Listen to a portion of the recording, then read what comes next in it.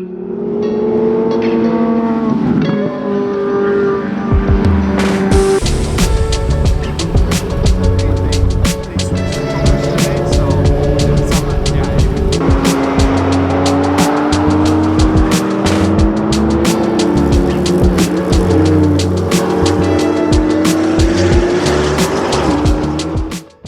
think I've accidentally started a photography business.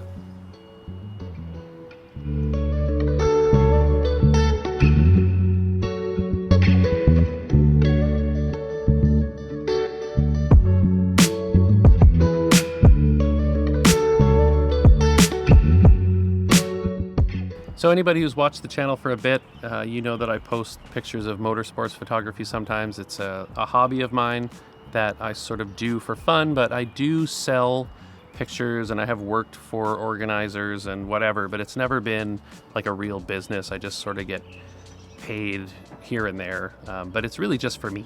I have done a bunch of paid work for other stuff in the past, like most people that own cameras do, but I've never really had like a proper business. I think that kind of changed this past week. I was up at Area 27 Motorsports Park in Oliver, British Columbia, which is a phenomenal facility. I'll talk more about that later. But I just want to flash back to that. I'm going to play some video from there and scroll some photos from the event. And then we'll talk a little bit more about what I'm doing after. We are out here at Area 27 Motorsports Park in beautiful Oliver, British Columbia, surrounded by vineyards. Did you guys know that there's wine country in Canada? Oh, well, Canadians did, but anybody watching from anywhere else? Great wine, great Canadian wine, tariff-free for everyone to enjoy outside of our neighbors to the south. I'm here for the Speed Fanatics season opener. They have 2 track days. This is day 2. Just took photos yesterday, doing video today. This facility is so nice. I am blown away by Area 27 Motorsports Park. It is about 10 years old. There's been a lot of money put into this facility. It's gorgeous, absolutely gorgeous. So I'm up here just kind of freelance shooting. Some of my motorsports plans for the year are not going to happen, unfortunately, because of some border stuff going on in the current political climate. So I decided to find some stuff closer to home to shoot, and I'm sure glad I did, because this is such a cool event, cool track. I'm going to talk to the organizers here about coming up for some more stuff this summer. But yeah, motorsports photography. I'm shooting with XH1 with the 100 to 400 and my XT30 with the 50 to 230. I'll probably throw the 35 1.4 on that at some point as well. Just a great day at the racetrack. It's always a good day when it's sunny and there's race cars going fast.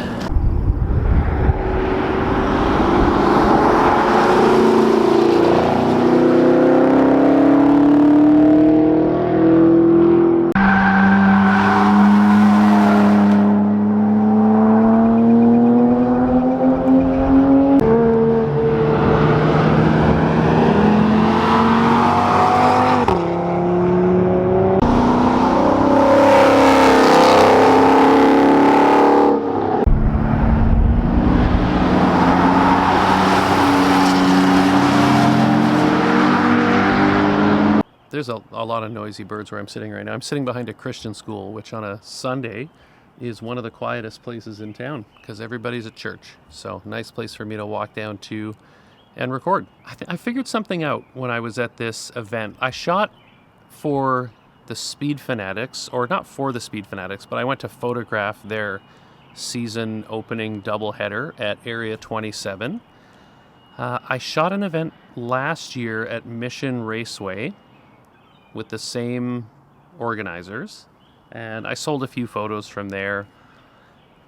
But I figured out that there's a real untapped market here locally, and when I say locally, I kind of mean in British Columbia, the South Coast, or the Okanagan, maybe even also on Vancouver Island.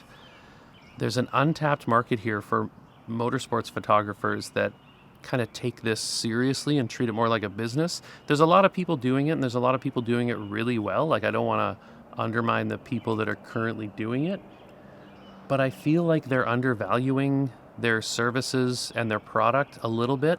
When you're dealing with people that own fast cars, it costs money to build a race car.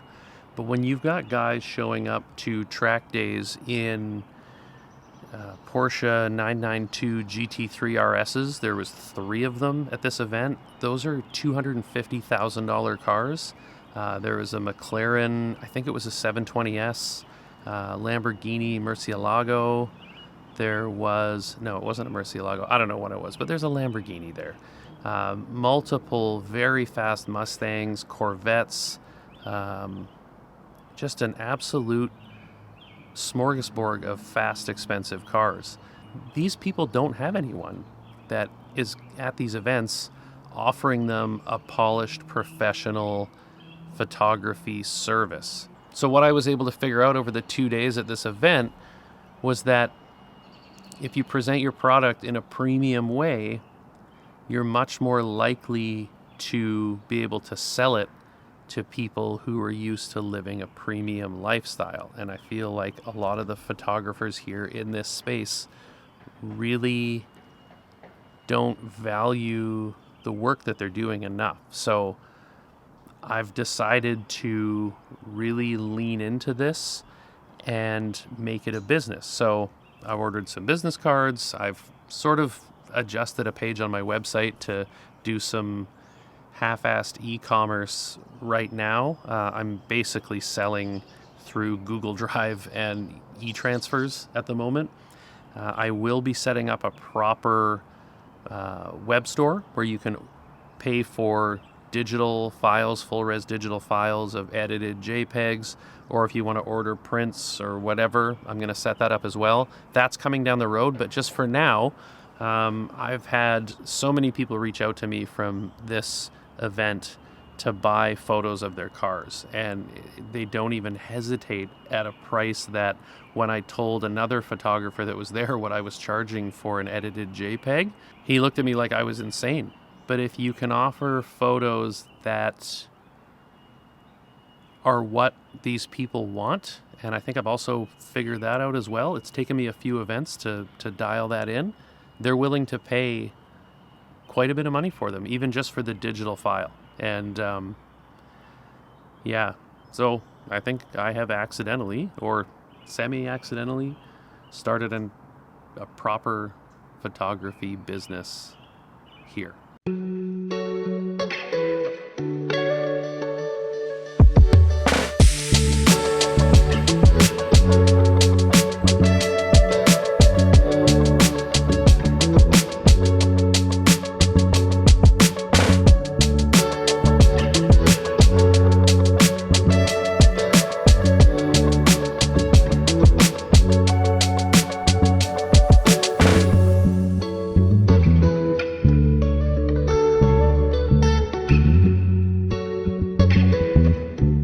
So I do have a regular full-time job that's still going to take up, the majority of my time.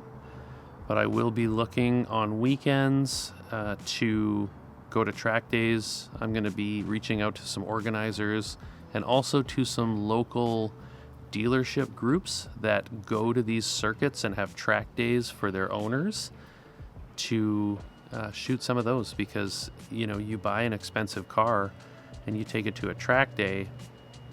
There's no photographer on staff at these circuits. So if you can offer a premium service to them, they're going to pay for it. It's been interesting to have this realization over the last couple of days after coming home from this event. There's a Dash 8 flying over me right now.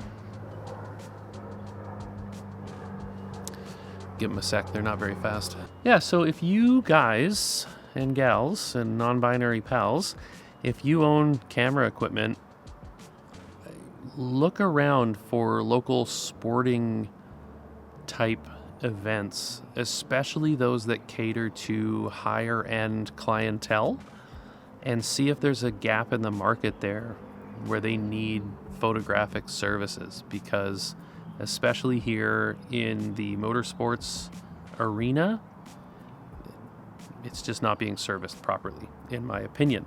So I am going to do it myself, and we'll see where this goes. I'll bring you guys along. This YouTube channel has kind of been up and down over the years of the content that I'm making. I do a lot of reviews of photography related or photography adjacent products, and that'll probably continue. I've got a big video light and something else, some sort of card reader or something that I'm reviewing in the next few weeks. But I think Motorsports is going to start to play a bigger role. Motorsports photography and also videography, hopefully, is going to start to play a bigger role here. So yeah, look forward to see where this goes, and I hope to take you guys along for the ride. All right, I'll see you in the next one. Peace.